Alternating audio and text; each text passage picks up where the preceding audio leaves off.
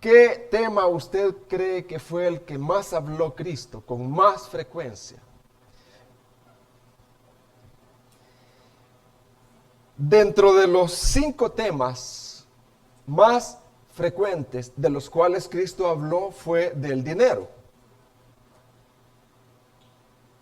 Si estudias con cuidado los evangelios, tú te darás cuenta que el dinero está en el tope de esa lista. Y debido a la importancia que Jesús le dio, nosotros apartaremos por lo menos 1 o 2 domingos para eso. Si usted revisa toda la Biblia, encontrará más de 250 pasajes en toda la Biblia que hablan del dinero. Y si usted revisa el Nuevo Testamento, usted encontrará que montones de versículos. Está Mateo 19, 21, Lucas 12, 33, Mateo 6, 3, Marcos 12, 43, Mateo 25, 15, Marcos 4, 18, Marcos 8, 36, Mateo 6, y sigue la lista. Así que yo no tengo pena acá de hablar del dinero, si se habla adecuadamente. Sea que hayan personas de visita o no, ¿verdad? Ellas deben de aprender el punto de vista bíblico acerca de el uso del dinero. ¿Por qué el dinero es un indicativo del verdadero carácter del hombre? Fíjese bien. El dinero, el uso del dinero, la manera como la persona usa el dinero, ese es un indicativo del verdadero carácter de esa persona. Vea en qué las personas usan su dinero y te diré quién eres. Vea en qué usan las personas su dinero, porque el uso del dinero refleja, es un índice de lo que la persona es, de lo que la persona, del carácter de la persona. Entonces, a Jesús le interesa no el dinero, no lo que la persona dé, sino le interesa el corazón. Cambiar el corazón, redirigir el corazón. El dinero es un índice exacto del verdadero carácter del hombre. En toda la escritura hay una correlación íntima entre el desarrollo del carácter de un hombre y cómo maneja su dinero. Jesús dijo en el libro de Mateo 6:21, mire lo que dijo Jesús en el libro de Mateo 6:21. Donde está, ¿qué dice? Porque donde esté tu tesoro, o sea, donde esté aquello que sea más valioso para ti, ahí estará tu corazón. ¿Cómo se explica este versículo? Aquello que la persona tiene en su mente como su tesoro, como lo más valioso, el valor, la estima, ahí estará su corazón, su confianza y su prioridad. En aquello que yo considere que es lo más seguro, lo más placentero para mí y lo que me va a dar más rentabilidad, ahí voy a aplicar mi corazón. Ahí voy a invertir yo. ¿Se está comprendiendo, hermanos? Querido hermano, ¿hacia dónde se dirige tu dinero? Es una indicación de hacia dónde se dirija tu corazón. Repito, querido hermano,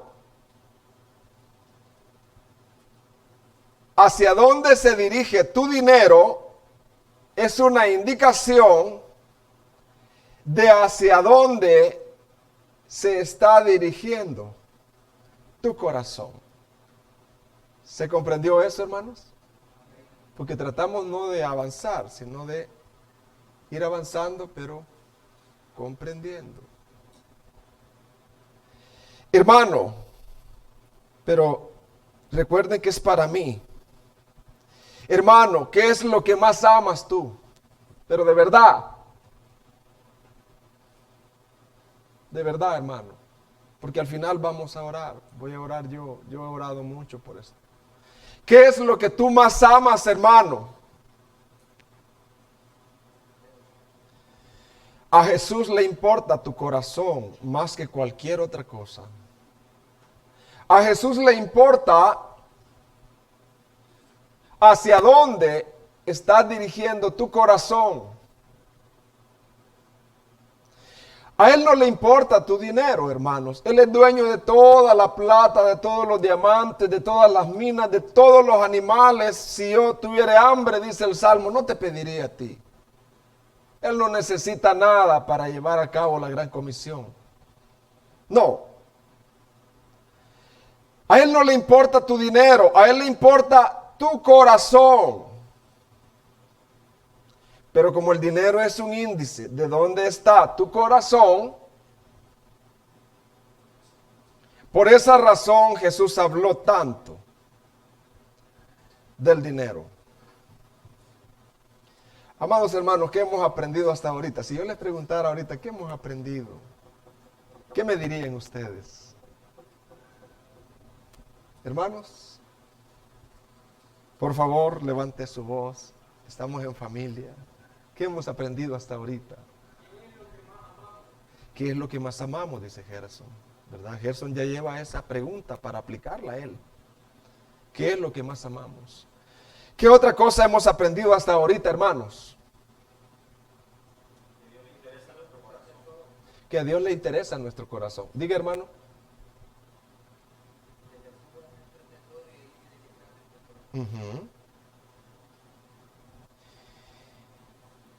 El hermano Piper es bien raro para escribir él.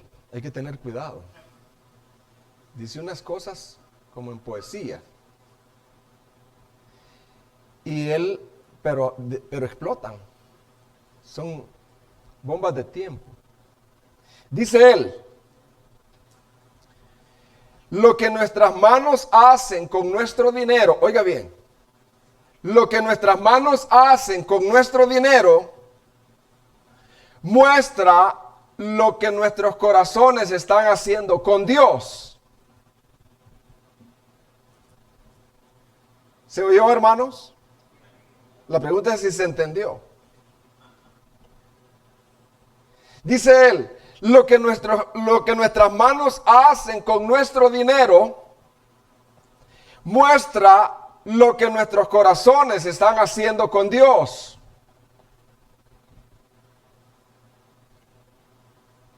O sea, si lo que hacemos con nuestro dinero no lleva como miras el reino de Dios,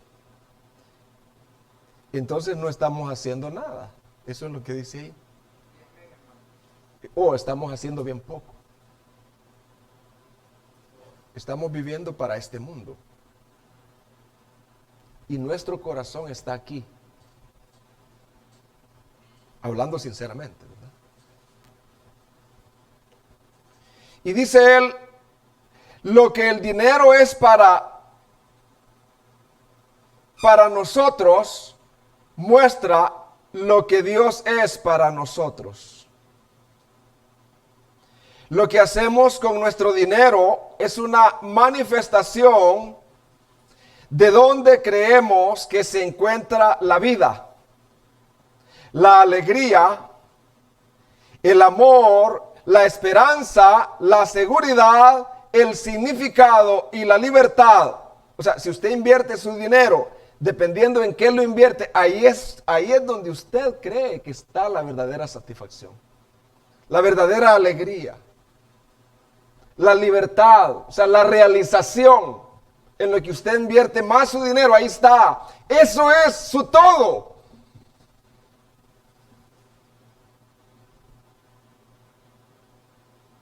Si gastamos grandes cantidades en cosas que son buenas, pero no van con su reino, ahí está nuestra satisfacción, ahí está nuestra libertad, ahí está nuestro gozo. Y eso es lo que al final ganaremos. Porque de todo lo que el hombre siembra, dice, eso va a cosechar.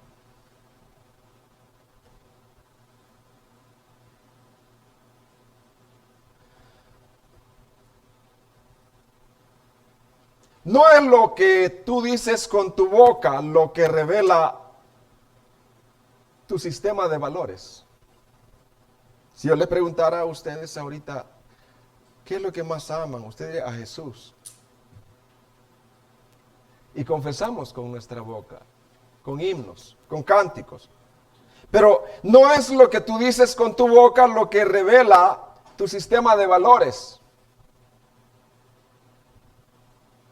No es lo que haces, es lo que haces con tu dinero. Fíjese bien, yo repito, no es lo que tú dices con tu boca lo que más vale para ti. No es eso. No. Todo el mundo ama a Jesús. Todo el mundo dice, Dios es primero, Dios es primero. Pero no es eso. Es lo que haces con tu dinero. Después de este mensaje yo he tenido que pasar mucho tiempo con el Señor examinando mi vida y tomar muchas decisiones.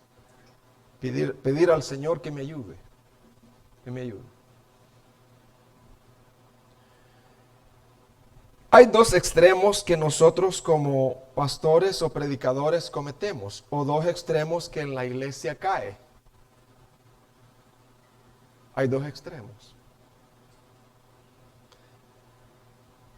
Y hay que evitar esos extremos. Hay iglesias que solo hablan del dinero. Dinero y dinero y dinero y dinero y dinero y de, siembre y va. El que da un centavo, el Señor le da dos. Y esa canción la aprendimos y no es así, esa canción es herética. Ya lo vamos a ver. Puede que lo veamos ahora o el otro domingo. Hay iglesias donde solo se habla del dinero, dinero y dinero. Y hay otras que nunca se habla del dinero por prejuicios que están ahí. ¿En qué extremo usted cree que estamos nosotros? Usted es testigo, ¿verdad? Usted es testigo. Hermanos, quiero mencionar las 3 oportunidades para ofrendar en el Nuevo Testamento. En el Nuevo Testamento vemos 3 oportunidades para ofrendar. Y esas son como modelos para nosotros también como iglesia local. El Nuevo Testamento presupone que los cristianos van a ofrendar regularmente. Eso es lo que se espera en el Nuevo Testamento. No es que va a dar una ofrenda allá a los 6 meses. Se presupone que en el Nuevo Testamento la iglesia es responsable, ya sea semanalmente, cuando usted recibe sus ingresos, quincenalmente o mensualmente. Y la iglesia debe dar para 3 áreas, verlas como unas oportunidades. Cuando usted muera ya usted no va a tener esto. Se acabó. Se acabó la oportunidad. La primera área es para sostener el ministerio de la iglesia. ¿Para sostener qué? Así como en el mundo secular hay ministerios, el ministerio de salud, ¿verdad que el ministerio de salud no puede subsistir sin el dinero o no, hermano? ¿Qué pasaría si en el ministerio de salud fuera voluntario? Sería un caos terrible, hermano. Por eso están los impuestos. Y entonces está el Ministerio de Educación, el Ministerio de Defensa. Pero hermanos, hay un ministerio que es de mucha importancia y es el ministerio de la palabra. ¿El ministerio de qué, hermanos? De la palabra. La iglesia debe de sostener ese ministerio. Primera de Timoteo 5:17. Miren lo que dice. Primera de Timoteo 5:17. Dice, a los que dirigen una iglesia, a los pastores, se les llama ancianos, a los que pueda que estén a tiempo completo o pueda que estén a tiempo parcial. Los ancianos que gobiernan bien sean tenidos por dignos de doble honor, mayormente los que trabajan en predicar. ¿Y qué dice? Eso indica que la predicación es un trabajo, hermano. ¿La predicación qué, hermano? Es un trabajo, ¿verdad? Usualmente, ¿verdad? Los hijos de los pastores, ¿y qué es lo que hace tu papá, vos? ¿Pero y qué es lo que hacen ellos? Pues? Nada. Sarcasmo, ¿va? No, los pastores ahí pasamos dormidos, hermano.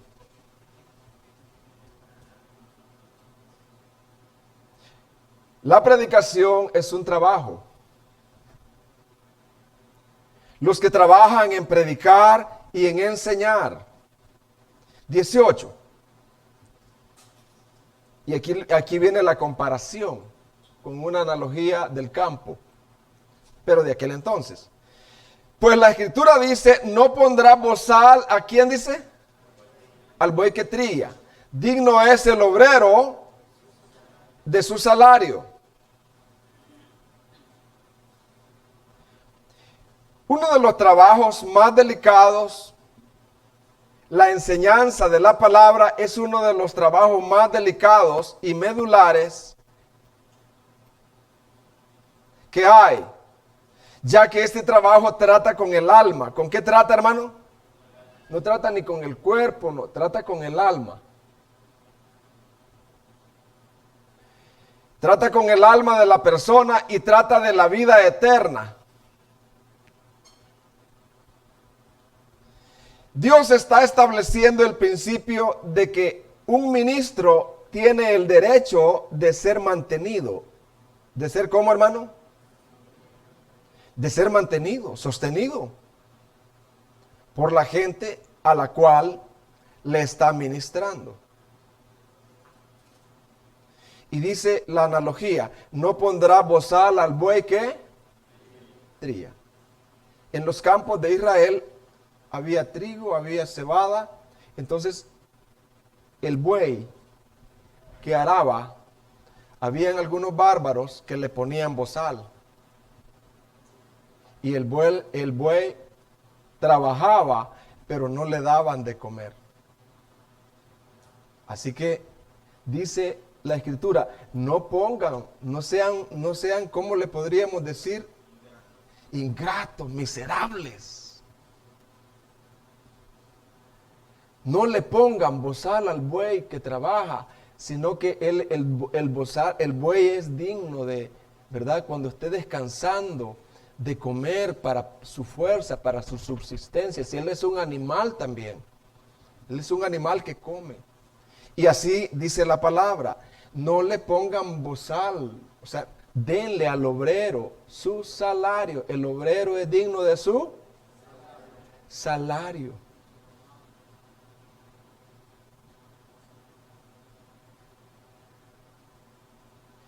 Se tenía la idea antes de que a los misioneros que se enviaban a los campos en otros países, se venían rápido, se venían, porque la gente los enviaba por fe. Hay que comer aire. Entonces, las iglesias vieron que ellos debían de pagarle un salario a este hombre, de buscarle una casa adecuada al nivel de la ciudad donde estaba, que no fuera ni tan bajita ni tan alta, sino que estuviera, porque entonces no podía él ser una persona normal dentro de todos. Entonces, hoy no, hoy se asigna un salario, una cuota. Cuando esta persona llega a su nivel, entonces ahí él desempeña su lugar. Entonces, una de las maneras donde se lleva a cabo las ofrendas se usa el dinero es para eso. Y la otra es para la expansión del evangelio. Ya hablamos de los salarios de los ancianos, de los salarios de los ancianos. Y eso a nadie debe de tomarle prejuicio. ¿Y que no le pagan a los médicos aquí, pues? ¿No le pagan a los soldados, pues? ¿Y quién critica eso? Nadie. Y no van a la guerra ellos, pues.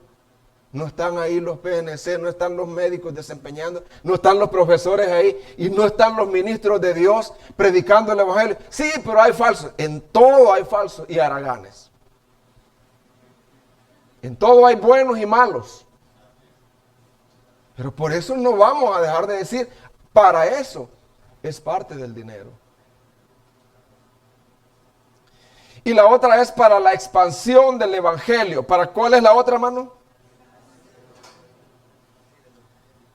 Para la expansión del evangelio. El evangelio es como un cuartel que va ganando terreno, va expandiéndose, va conquistando. Y para conquistar necesita recursos. Dice 1 Corintios 9:7.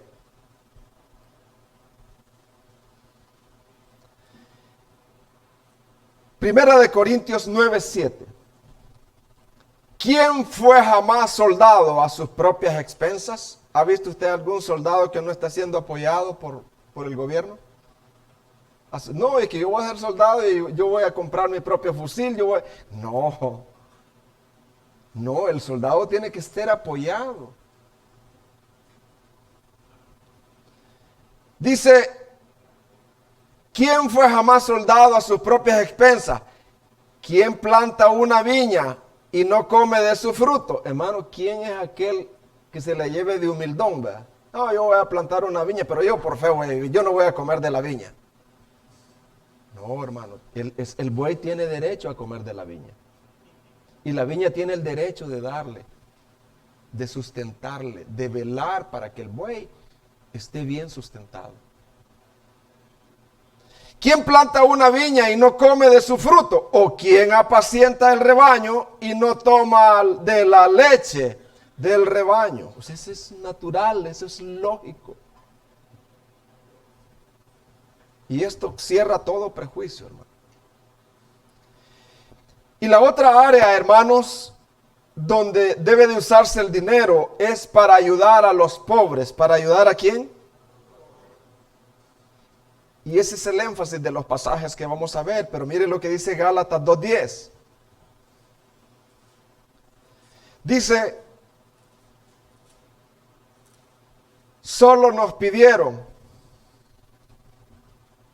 que nos acordásemos de quién, dice, hermano, lo mismo que yo estaba también deseoso de hacer. Así que si yo preguntara, ¿cuáles son las 3 áreas que el Nuevo Testamento nos dirige para usar el dinero? ¿Cuáles son las 3 áreas, hermanos?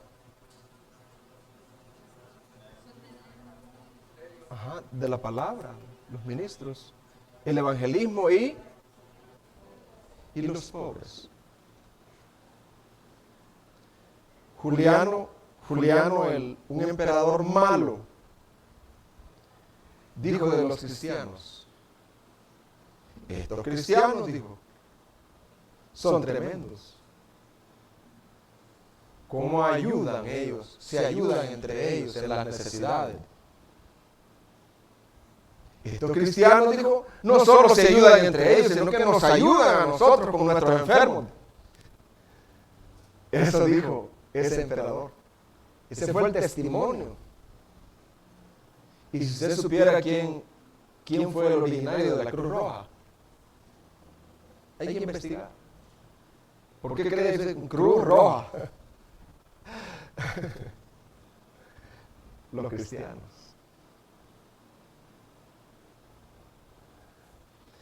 Hermanos,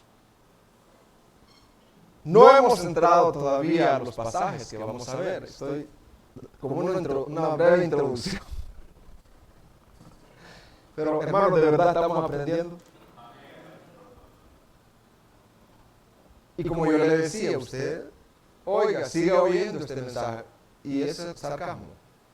Pero de verdad lo digo. Si usted quiere seguir oyendo este mensaje, siga oyéndolo.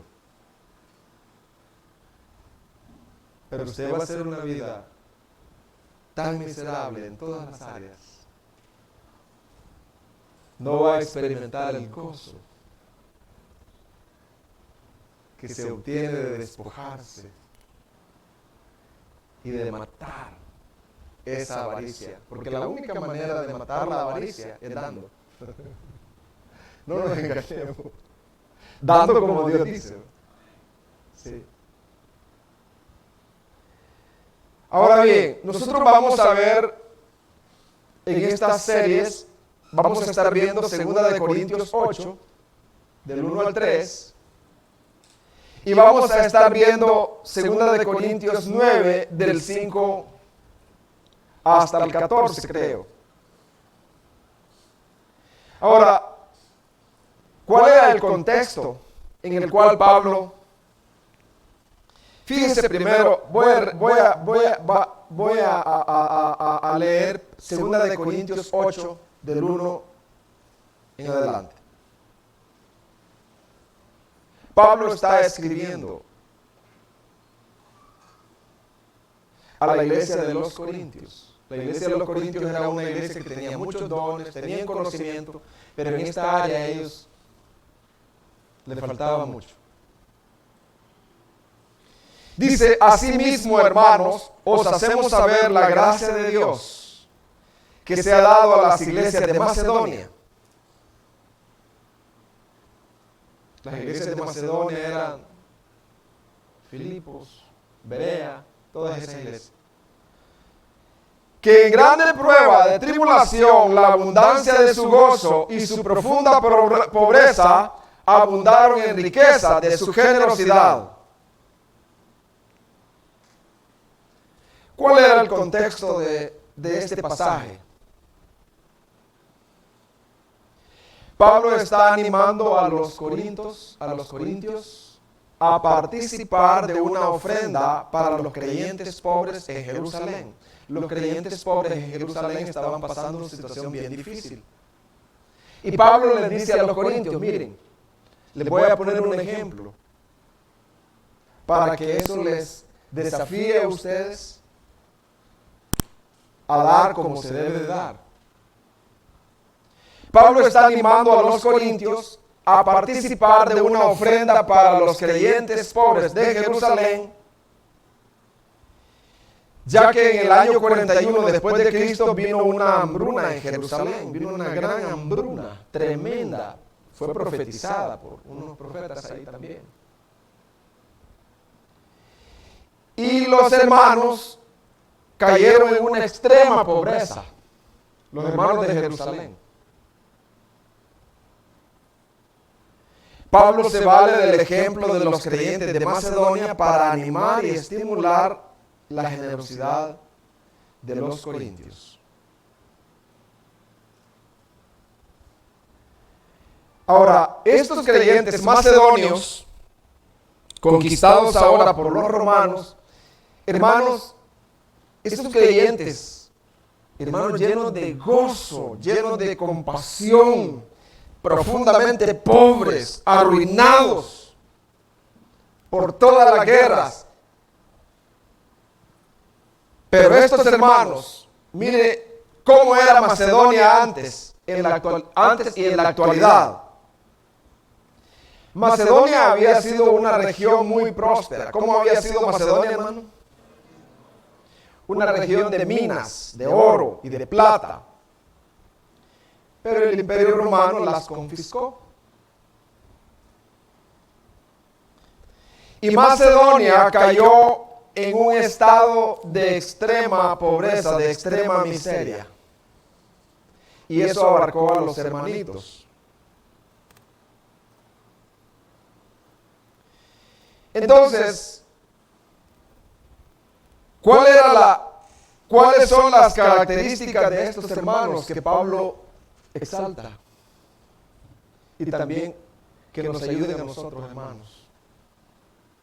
Dice Pablo, estos hermanitos estaban en grande prueba de tribulación. ¿Cómo estaban, hermano?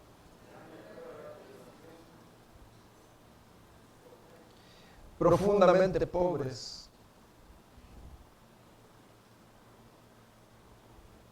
En el original quiere decir sumergidos en una tremenda miseria.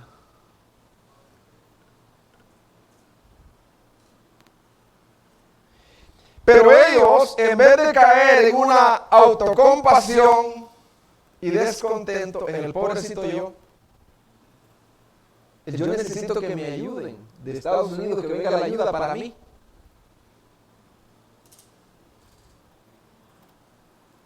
Pablo dice que ellos no solo abundaban en gozo, no solo abundaban en qué, hermano, sino que abundaban en las riquezas de su generosidad. ¿Fíjense? Por eso yo siempre le digo a una hermana o a un hermano, y mi hermano, no, tranquilo. Dios está con usted. No caiga en la autocompasión. Tranquila. No se deprima de esa manera. ¿Usted tiene a Dios o no? Sí, tengo a Dios. Bueno, entonces, ánimo. Si tienes a Dios, dijo alguien, ¿qué me falta? Nada me falta. Y si no tienes a Dios, ¿qué tienes?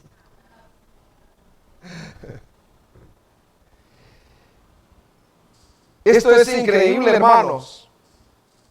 Porque el sufrimiento suele ser una excusa para centrarse en uno mismo. El sufrimiento suele ser una excusa para, ¿qué dice? Para centrarse en uno mismo. La pobreza. Es que yo soy pobre, mire, yo soy bien pobrecito y así me ven los demás. Y a uno se mira hasta los ojos, la visión, todos los pensamientos le cambian a uno. Y a mí me ven mal ahí, son los ricos. Ay, es terrible. El diablo puede llegar a engañar a una persona en la autocompasión.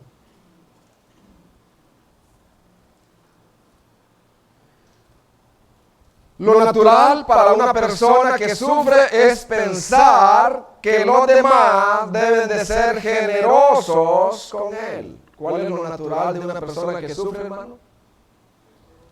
Que los demás sean generosos con él, ¿verdad?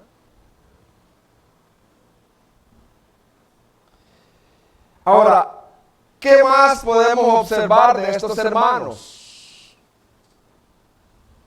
Bueno, estos hermanos estaban llenos de gozo y llenos de generosidad. El hermano Sugel dice las 3 G. Estos hermanos tenían las 3 G, o no sé si me estoy equivocando. Dice las 3 G. Gracia, gozo ¿y qué? Y generosidad. Esos hermanos tenían las 3 G. Gracia, gozo y generosidad. Wow. Hermanos, usualmente los pastores rogamos a la iglesia, hermano, den, hermano, mire, lleven, hermano, den, y nadie da, y algunos dan, ¿verdad? Pero estos hermanitos, quizás cuando Pablo les dijo, miren, hay unas necesidades, pero solo para que oren. Hay unos hermanitos allá en Jerusalén, en el año 41, que están pasando una gran necesidad, pero yo les digo para que oren, nada más. Y ellos inmediatamente levantaron la mano, unánimemente. Pablo, te rogamos, porque ellos sabían que Pablo no se los iba a permitir. ¿Cómo iban ellos a dar si yo le digo al hermano Evelio, fíjate que yo quiero dar, ¿me puede prestar $20? Yo solo tengo 10, pero mi intención es dar 40, ¿me puede prestar 20? Quiero dar 30. Entonces, estos hermanos estaban dispuestos a dar lo que tenían, pero a dar más allá de sus fuerzas. Y le rogaron a Pablo, le rogaron. ¿Qué hicieron esto? Rogaron a Pablo que les permitiera participar. ¿Qué más podemos ver? Que el Evangelio de la gracia de Dios había cambiado por completo la perspectiva que ellos tenían acerca del dinero.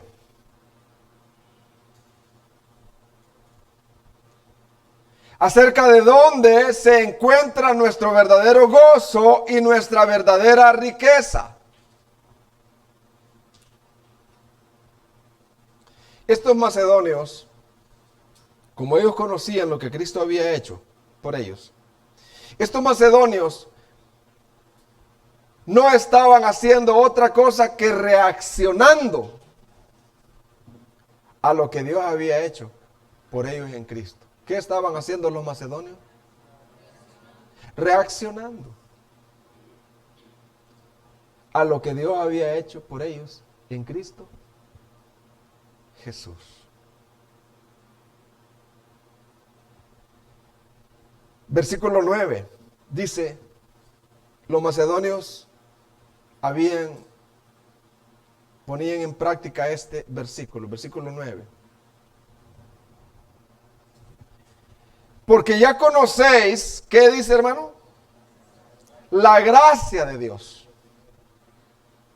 de nuestro Señor Jesucristo, que por amor a vosotros, ¿qué dice? Se hizo pobre, siendo rico, para que vosotros con su pobreza fueseis. Estos macedonios simplemente en la manera de ofrendar las 3G, ¿verdad? Gracia, gozo y generosidad. Estos macedonios simplemente estaban imitando a Jesús de una pequeña manera. Y eso es lo que Pablo está usando para enseñarnos lo que significa para un cristiano ser generoso. ¿Por qué no das tú, joven? Que no tengo, no me ajusta. No, no es eso. ¿Por qué no da usted? Porque soy pobrecita. No, no es por eso que no da.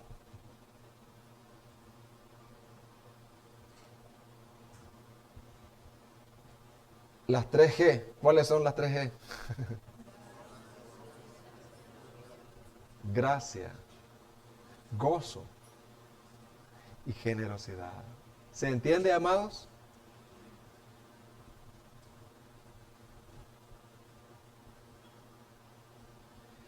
Y dice el hermano John Piper en el comentario de 1 Corintios 8, del versículo 1 al 3, él es muy lindo en esto. Dice, ¿dónde estaba el origen de la generosidad de los macedonios? Acuérdense que ellos daban con gozo. Cuando uno da, debe dar con gozo. Y Dios se fija en eso. Si yo le doy a mi esposa unas flores, le digo, aquí te traigo estas flores, vos. No. Aquí te traigo estas flores. Linda, bella. Ay, no sabes cómo me gozo yo. Dios se agrada de eso. ¿Dónde estaba el origen de la generosidad de los macedonios?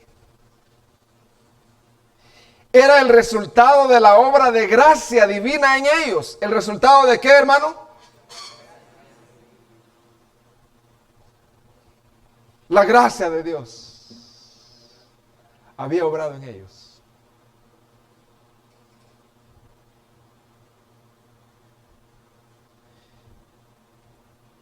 Queremos que se enteren, dice, de la gracia que Dios ha dado a las iglesias de Macedonia. Así dice el versículo 1. Pablo exalta la gracia de Dios.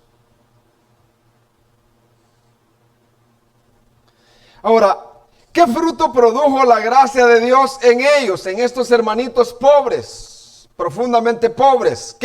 ¿Qué efecto produjo? Los llenó de gozo. ¿De qué los llenó la gracia de Dios? De gozo.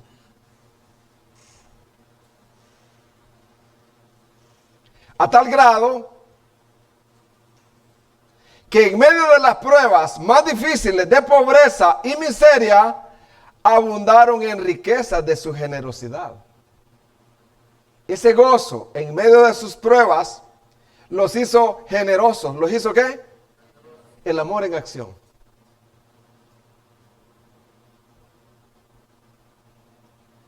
Nótese que el gozo que los macedonios tenían no se debía a que Dios los había prosperado en el aspecto financiero. ¿Qué tal te fue hoy? Hoy me fue bien. Qué cara tan linda. No se debía a eso. ¿Cómo te fue esta semana? Tremendamente mal, pero mantengo mi gozo. Es que es inexplicable. El escritor Watchman Nee, Nito Chen, pasó 20 años preso en China. Y una de las cartas que se han registrado dice que a las 5 de la mañana él tenía una voz bien preciosa. En medio de todos los presos, en su Bartolina, salía un cántico hacia el Señor. Quitaron la Biblia, lo único que él tenía era todo lo que él había memorizado. Y una vez hubo un motín y él fue el golpeado.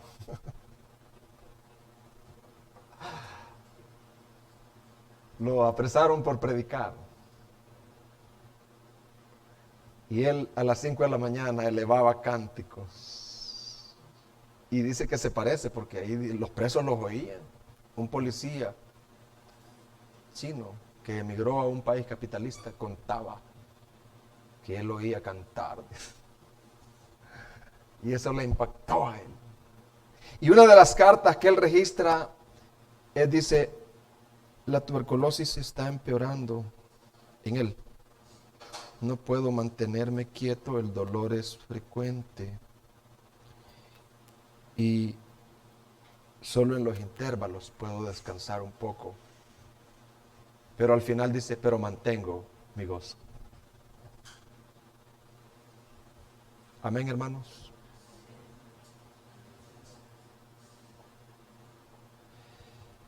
De hecho, estos macedonios, estaban en extrema pobreza, según el versículo 2. Por tanto, el gozo era un gozo en Dios y no en los bienes materiales. El gozo que los macedonios tenían era un gozo en Dios y no en los bienes materiales. ¿De qué manera fluía o se desbordaba ese gozo en ellos? Porque el gozo no es ja, ¿verdad?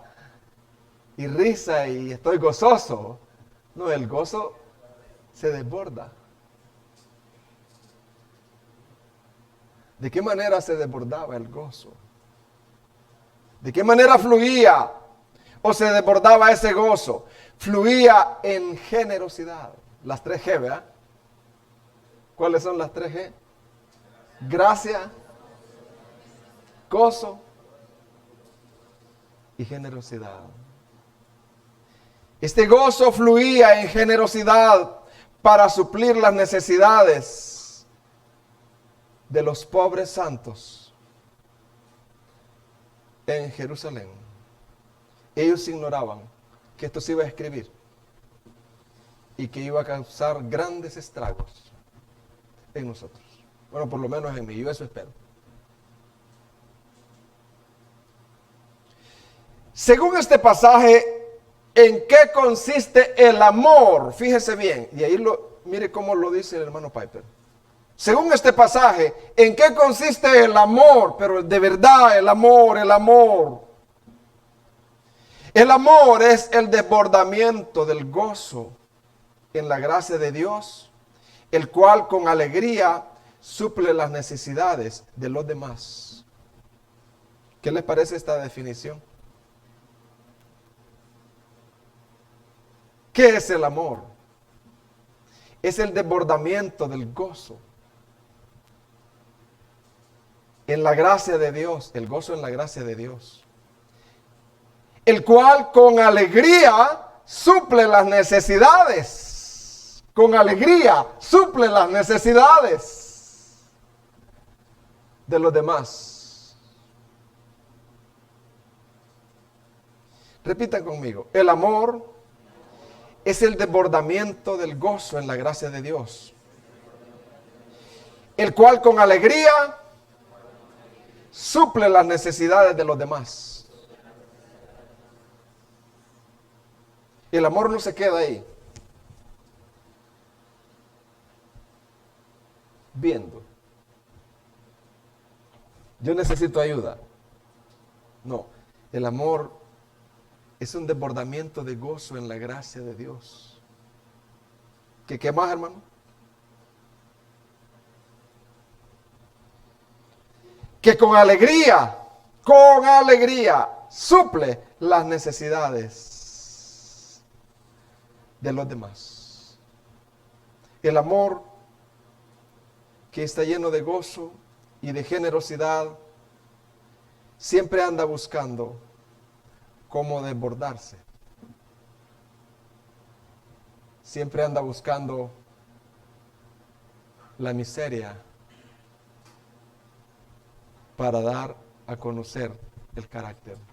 Porque eso fue lo que Dios hizo. La salvación no es más que un desbordamiento del gran amor de Dios.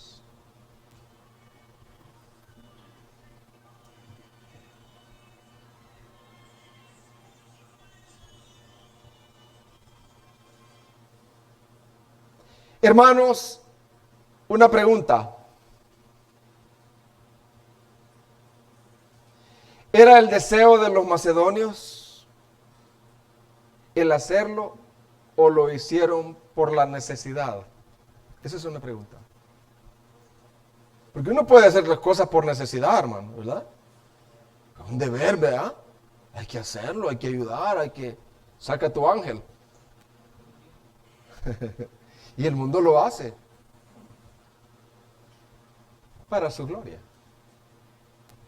Pero la pregunta es, ¿era el deseo de los macedonios el hacerlo o lo hicieron por la necesidad? ¿Qué creen ustedes, hermano? Era un deseo en ellos. Cuando los macedonios pidieron a Pablo que les diese el privilegio de ofrendar para una causa de benevolencia, debemos asumir que ellos querían hacerlo. ¿Ellos qué, hermano? Querían hacerlo. Y eso es lo que agrada a Dios. Que yo le diga, mire, hermano, al final, ¿va? Pero para que sea el querer, ¿va? Al final dejen una ofrendita acá. Hay 3, 4 familias en necesidad, urgente ahorita. Y yo creo que así debemos de hacerlo. Para que en el que no haya el deseo, no lo haga. Para que él tenga la excusa de... Pero para que si ahí hay uno, esa ofrenda sea olor grato. Claro, uno como iglesia quisiera que en todos hubiera el deseo. Yo sé que en todos hay el deber de ayudar a otros y los mismos animales se ayudan. El perico ayuda al otro perico, el bolo ayuda al otro. Hay un deber. Pero la cosa es cuando hay un gozo y un deseo. Y hay una humildad para hacerlo. No debemos pensar que cuando ellos dieron libremente, su relación con Dios los obligó a actuar contra sus propios deseos. No, no, no, no. La relación de Dios no nos va a obligar a hacer nada. Nuestra relación de Dios nos va a llenar de gozo. ¿Nos va a llenar de qué? Y ese gozo nos va a llevar a ser generosos, a desbordarnos.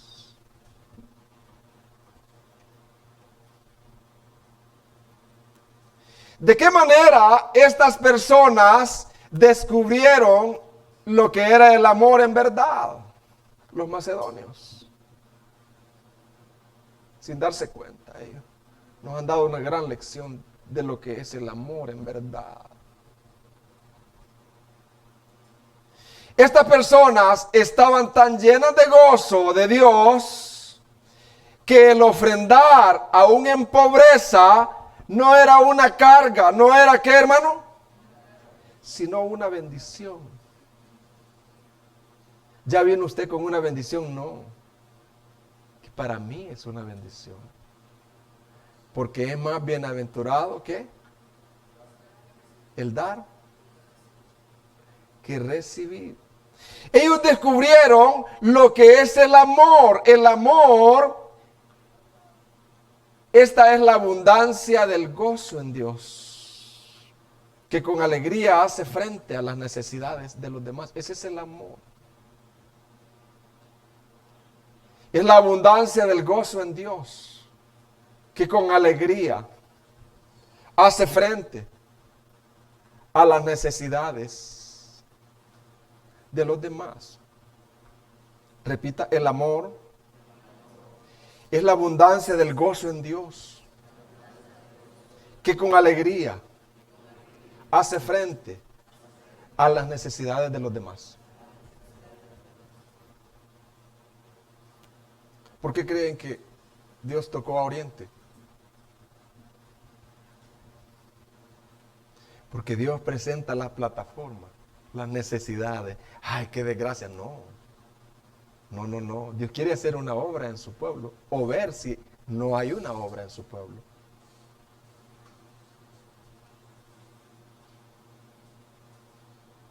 Para ver el amor en acción.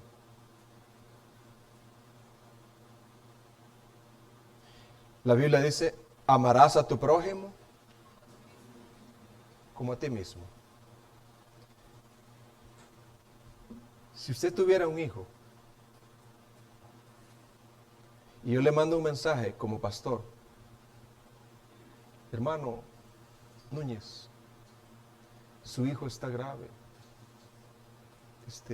necesitamos todos reunir a una ofrendita para su hijo. Lo haría, hermano Núñez. ¡Ja! Hermano Núñez anda afuera, pero ¡wow! Todo, aquí está todo. Porque él se ama a sí mismo.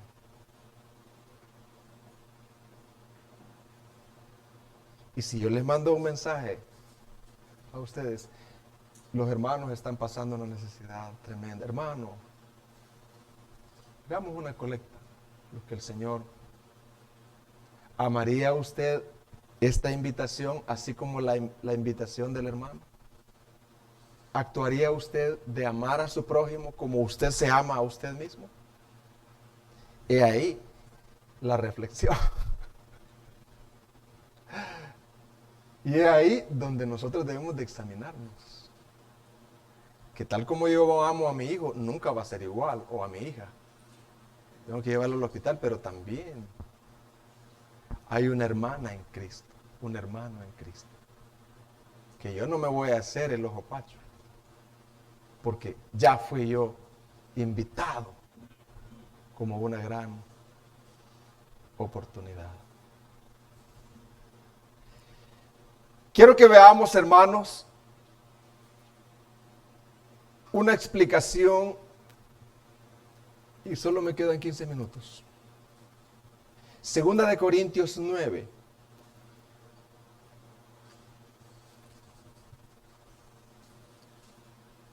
Del 5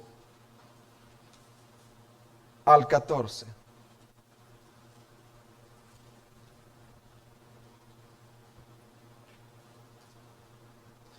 Dice: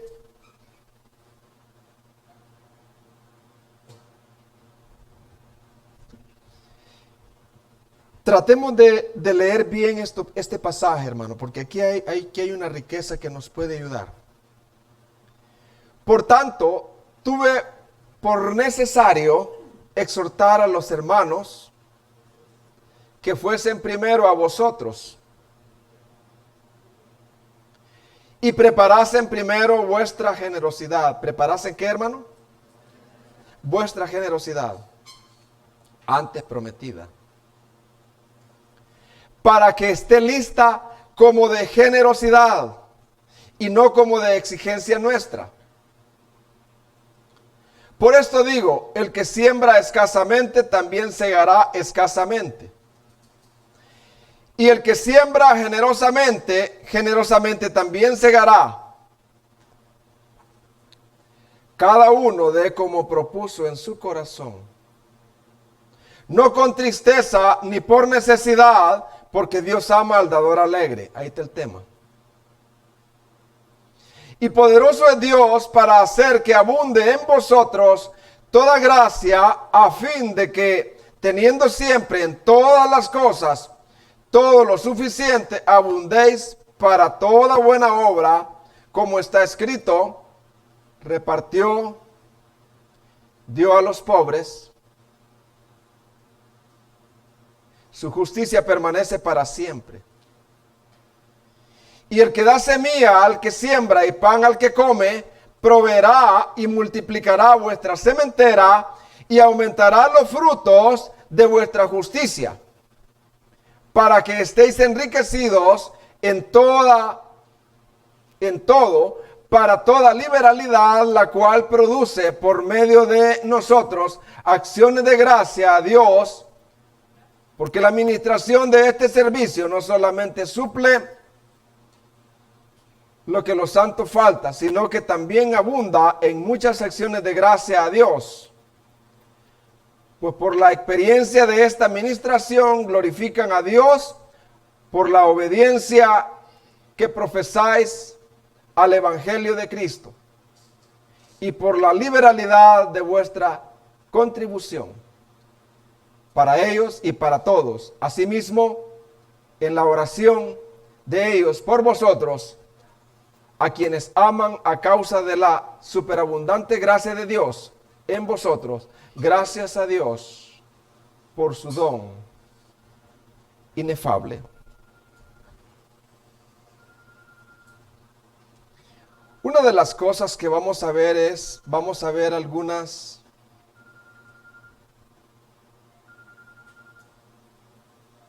contrastes. ¿Qué vamos a ver ahorita? Contrastes. En el versículo 5 hay un contraste. Lo que es generosidad y exigencia. ¿Verdad que generosidad y exigencia son distintos? Se contrastan. La ofrenda puede ser dada como generosidad, o sea, como una bendición, o puede ser dada como una exigencia. Pablo dice, no, las ofrendas no deben de ser dadas por exigencia, sino como una bendición, por generosidad. ¿Saben lo que la palabra exigencia significa? Imposición, coacción, mandato, avaricia, arrancado bajo amenaza. Como que yo venga y recojamos ofrendas y como no quieren dar, se las arranco. Por avaricia mía, se las arranco a cualquier punto. y uso trucos para sacársela. Entonces dice Pablo, no. Las ofrendas no deben de ser por exigencia, sino ¿por qué? Por generosidad, como una bendición. Pero esto digo, dice Pablo, el que siembra escasamente, también segará escasamente. Pero aquí vamos al segundo contraste. Versículo 6 dice, pero esto digo, el que siembra escasamente, también segará escasamente. Y el que ciega generosamente, generosamente segará. ¿Cuál es el contraste ahí, hermano? Escasamente y abundantemente. ¿Verdad que escasamente es contrario a abundantemente? Hermanos, Dios espera que cuando demos de forma generosa, o sea, abundantemente. ¿Cómo Dios espera que demos, hermano? Abundantemente. Dios espera que no demos con tacañería, o sea, escasamente. Yo lo he hecho muchas veces. Cuando se llega el momento de ofrendar en otros lugares, yo digo, bueno, tengo que ofrendar, ¿no? Mejor no debí dar nada. Porque como ahí va la inercia, hay que dar. Pero hoy yo estoy siendo instruido. No demos con tacañería, o sea, escasamente, porque dice la Biblia, pero esto digo, el que siembra escasamente, o sea, con tacañería, aunque dé, también segará escasamente. Y el que siembra generosamente, generosamente también segará. Por eso cuando se presenta la necesidad, si usted va a alguna iglesia o a algún otro lugar, usted ore antes de dar la ofrenda. Señor, hazme ver esta necesidad como una oportunidad para mostrar en mí la gracia. ¿Qué más? La otra G. El gozo y la generosidad. Y que aunque sean $5, Señor, pero ahí va mi oración, olor grato para ti, Señor. Si eso es $1, que va como olor grato para ti. Ahí va, Señor. El que siembra generosamente, abundantemente, segará abundantemente. Y el que siembra escasamente o mezquinamente, segará de la misma manera. Escasamente significa limitadamente, apenas, mezquinamente. Y abundantemente significa a manos llenas, largamente. Y Pablo pone el ejemplo de un agricultor. ¿Qué ejemplo pone Pablo aquí? Cuando un agricultor siembra su semilla, ¿no es cierto que la pierde, hermanos? La pierde. Físicamente la pierde. ¿Cuántos han sembrado, hermano? Usted siembra ahí y ahí la deja, la perdió. De cierto modo está perdiendo, matemáticamente hablando, pero la está perdiendo para luego tener la cosecha. ¿Ves? Y eso es lo que dice el Señor. Cuando nosotros damos abundantemente, estamos perdiendo, porque no nos estamos quedando con aquello que Dios está poniendo. Pero a la misma vez, dice, el que siembra abundantemente, cosechará ¿qué? Abundantemente. Pero hay que tener cuidado. Porque aquí es donde los enemigos del evangelio, los de la prosperidad, mal usan estos versículos. Y ellos dicen, el que da 1 centavo, el Señor le da 2. ¿Verdad? El que pierde una casa, Dios le va a dar 100 veces, 100 casas. Pero En la realidad no es así. Cuando Pedro dio su vida, Pedro dio todo, los apóstoles le dieron todo, ¿recibieron ellos 100 veces más en material ellos? No, lo que recibieron fueron persecuciones. Pero el gozo de Pedro no era igual al gozo de Pilato. El corazón de Pedro, midiendo la avaricia y en despojo, no era igual al corazón de Augusto César. El corazón de Juan tenía 100 veces mayor que cualquier ricachón de aquel tiempo. Porque el que siembra abundantemente, ¿qué pasa, hermano? O sea, Dios le va a despojar de ese apego a lo material. Le va a despojar de esa mezquindad. Y le va a dar más para dar más y más oportunidades para dar más y gozo y más alegría y más generosidad. Las 3G ahí. Va a fluir.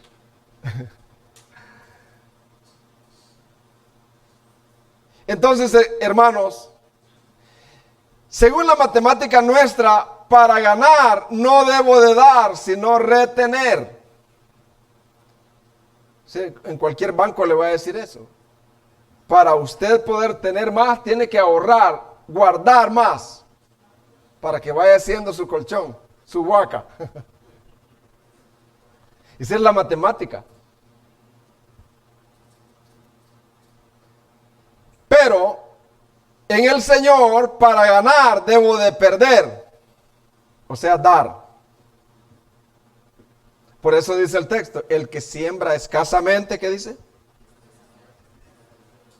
Escasamente segará. Pero el que siembra abundantemente, no necesariamente cosas materiales, sino todo lo que dice el versículo 8, 9 hasta el 14.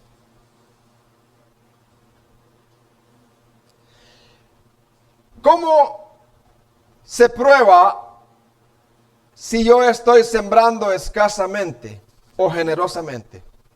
Fíjese bien. Y con esto yo quiero terminar. ¿Cómo se prueba si yo estoy sembrando escasamente o generosamente? Pongamos atención. Y esto es bien duro. ¿Cuál fue la pregunta, hermano, que hice? ¿Cómo puedo yo saber si yo estoy sembrando o escasamente o generosamente? La pregunta va para los jóvenes también. Va para los adultos, para la gente pobre de nuestra iglesia, para todos, principalmente para mí. ¿Cómo puedo yo probar si estoy sembrando escasamente o generosamente? Ahí va. Si en los últimos años tus ingresos han aumentado, si en los últimos años, ¿qué, hermano? Tus ingresos han aumentado. Y esos ingresos se ven más evidentes en tu estilo de vida, porque tu estilo de vida ha aumentado, pero no en tus ofrendas. Óigame, tú estás en problemas. Tú y yo estamos en problemas. Si en los últimos años tus ingresos han aumentado, tu salario ha aumentado, tu ganancia ha aumentado, pero eso no se refleja en tus ofrendas, sino en tu estilo de vida, en lo que compras, tú y yo estamos en problemas.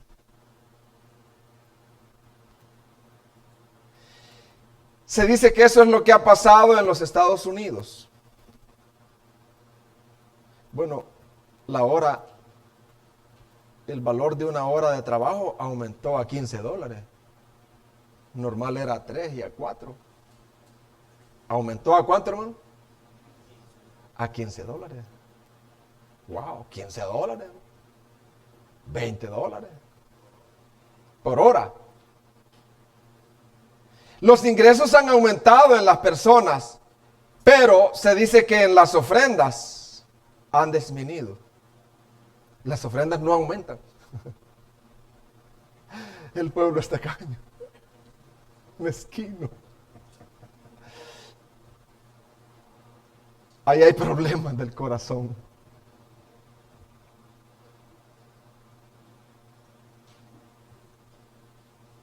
Hermanos, hay un versículo que dice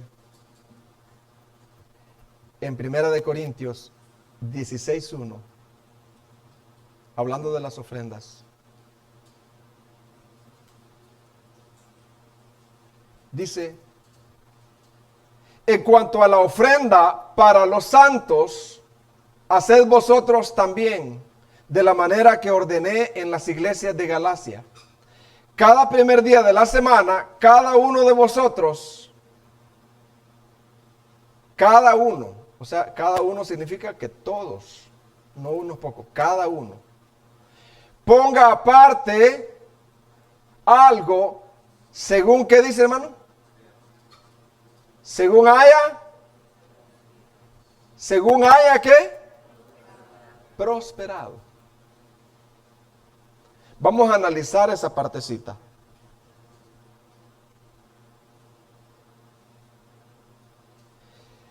Las ofrendas que se dan en las iglesias deben de ser generosas en proporción a nuestro ingreso. Fíjense bien. Las ofrendas que se dan en las iglesias deben de ser proporcionales al ingreso que nosotros tenemos. Por eso las ofrendas no son iguales unos a los otros. No pongas a compararte de la ofrenda tuya con el otro, porque no es igual.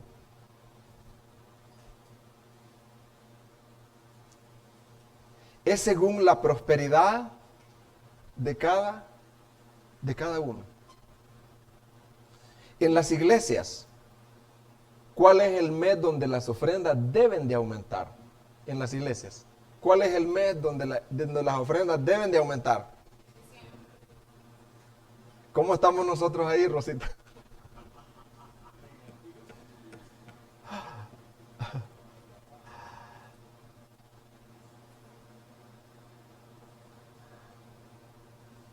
Fíjese bien, aquí hay una aplicación. ¿Han aumentado tus ingresos en estos últimos días? Son aplicaciones, ¿verdad? ¿Dónde se ve eso más claramente? ¿En tus ofrendas o en tu estilo de vida? ¿En qué piensas cuando Dios te ha bendecido con una ganancia? Una buena ganancia. ¿En qué piensas tú?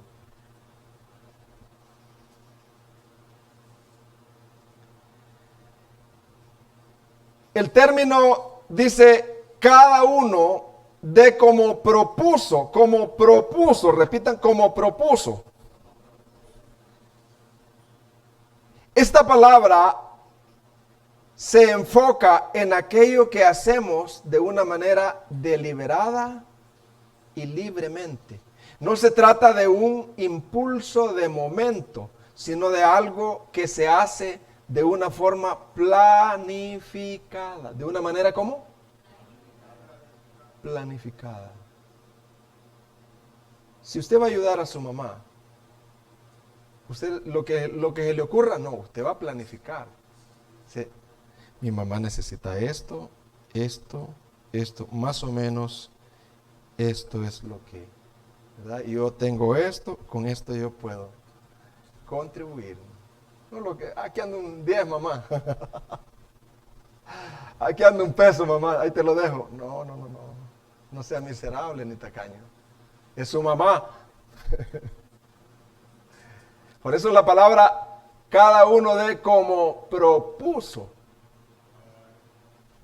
Dice, vuelvo y repito, esta palabra se enfoca en aquello que hacemos de una manera deliberada, libremente. No se trata de un impulso de momento, sino de algo que se hace en una forma planificada, plenamente consciente de lo que estamos haciendo.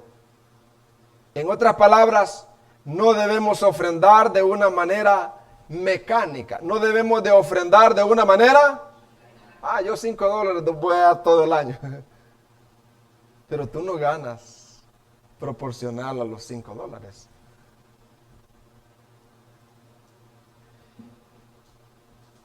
Yo decidí mecánicamente que esto es lo que daré y punto. No, considera con cuidado lo que estás haciendo a la hora de ofrendar, para que no se haga con una actitud, para que se haga con una actitud adecuada y agradable al Señor, y no con tristeza o de mala gana, por necesidad. En crisis económica, y ahí está hablando el pastor de las ofrendas. Tampoco por obligación. No ofrendar con la misma actitud de que se pagan los impuestos. Me vacunaron. Dice el hermano Sugel, si Dios recompensara al que paga los impuestos con gozo, ¿qué recompensa habría?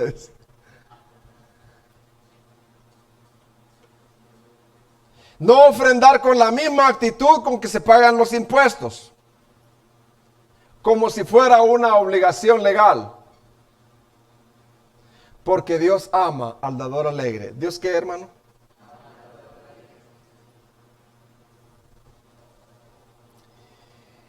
Y yo quiero concluir, ya rato estoy concluyendo. Pero quiero concluir haciendo algunas preguntas.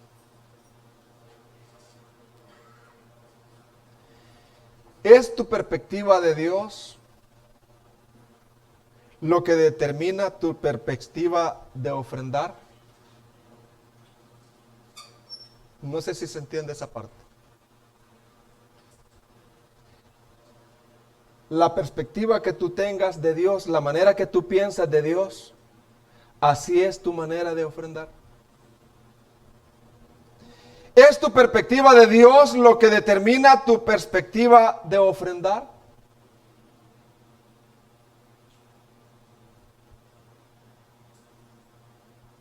¿Tú ves a un Dios tacaño que da lo necesario a regañadientas o con mezquindad? ¿Lo ven ustedes así, hermanos?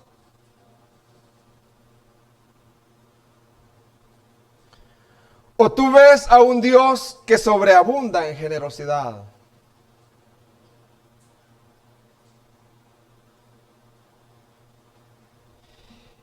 Y el tema del mensaje era, ¿Dios qué? No, Dios bendice al dador alegre. Dios ama al dador alegre. ¿Cuántos quisieran unirse a mí en rogarle al Señor ser dadores alegres? Esa sería como la invitación. Si Dios ama al dador alegre, entonces el dador alegre no es alguien que solamente da. El dador alegre es un dador como Dios da. Y el dador alegre siempre va dejando una huella y dice el que se da cuenta, este se parece a Dios. Este no da como los demás.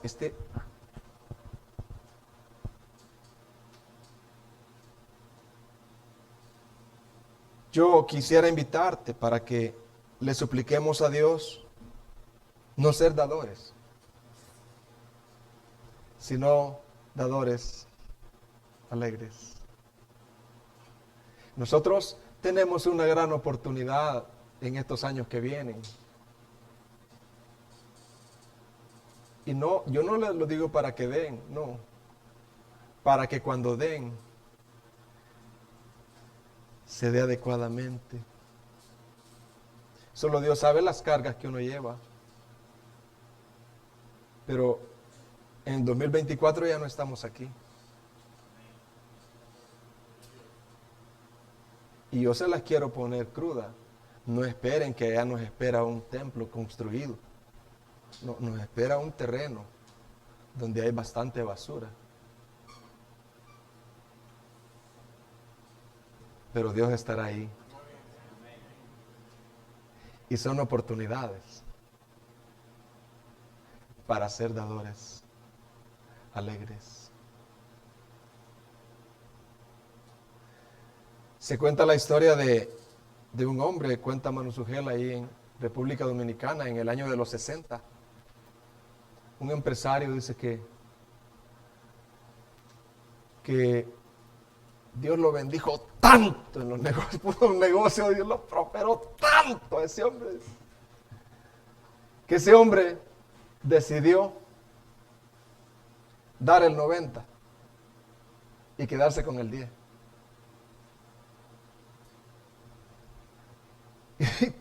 Eso fue bien raro ahí. Dice que había unas iglesias allá fundidas, de medio construidas, dice, con todo lo que él dio. Esas iglesias construyeron en lugares estratégicos y hasta la fecha esas iglesias se desarrollaron con ministerios tremendos para la gloria del Señor. ¿Y quién le dijo a ese hombre que diera el 90? No, nadie, pero él, de corazón. Y yo les voy a decir qué es un dador alegre para que oremos. ¿Quién es un dador alegre? Oiga bien, es aquella persona cuyo corazón está completamente extasiado con la bondad y la grandeza de Dios. ¿Quién es un dador alegre, hermano? Es aquella persona, no es un ángel, hermano. Es aquella persona cuyo corazón está completamente como cautivado con la bondad y la grandeza de Dios. Ese es un dador alegre, pero hay más. Cuya mente está cautivado con la hermosura de Cristo. Ese es un dador alegre.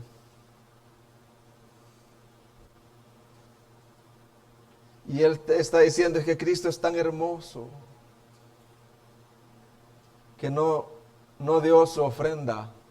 No, Cristo no vino a dar una ofrendita en un sobre de misiones. No, dice.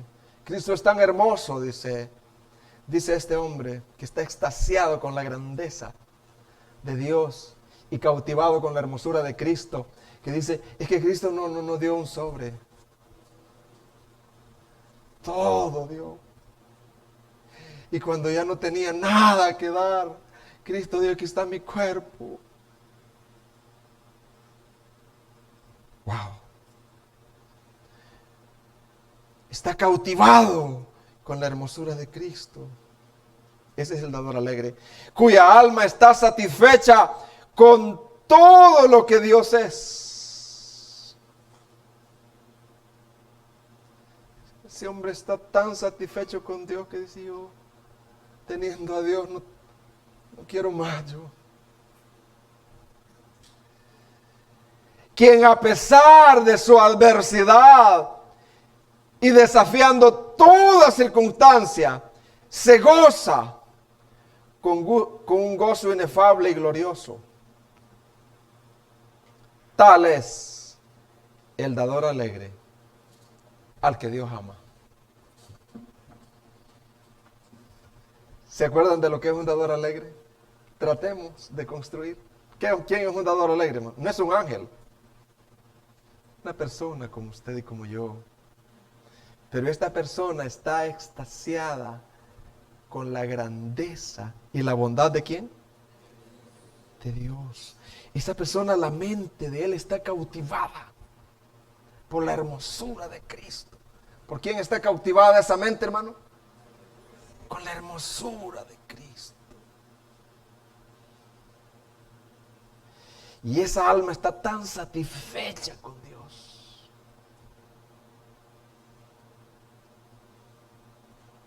Quien a pesar de su adversidad y desafiando toda circunstancia, se goza.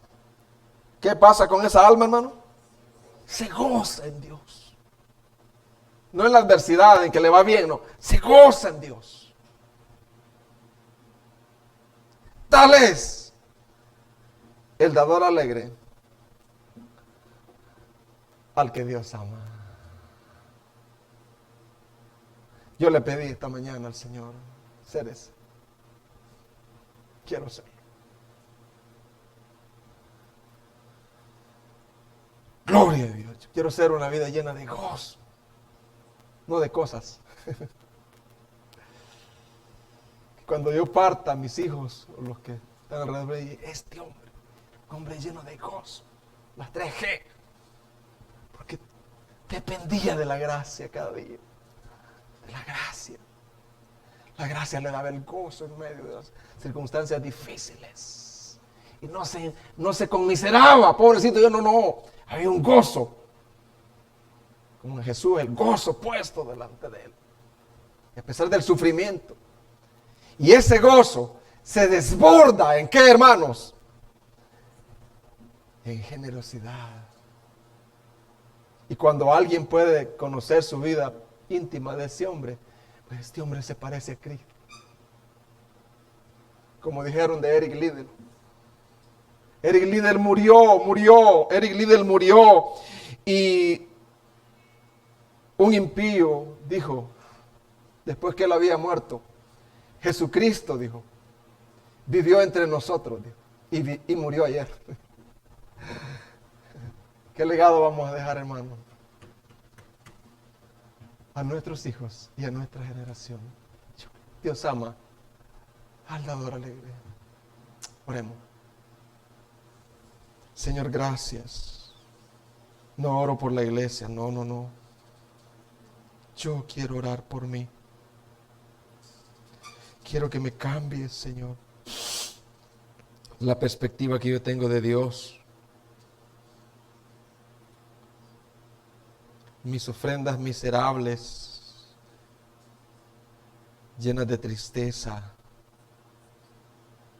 o el no ofrendar muchas veces, o el ofrendar por cultura, demuestra que ese es el Dios que yo conozco. Perdona.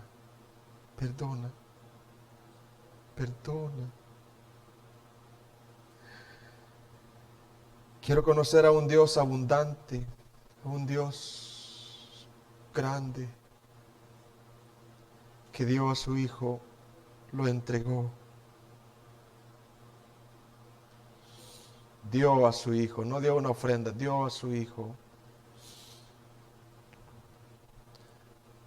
Y todos aquellos que te conocen, Señor, que tienen una perspectiva correcta tuya, no darán mezquinamente, serán dadores alegres. Serán dadores que estarán extasiados con la grandeza de Dios, cautivados por la belleza de Cristo.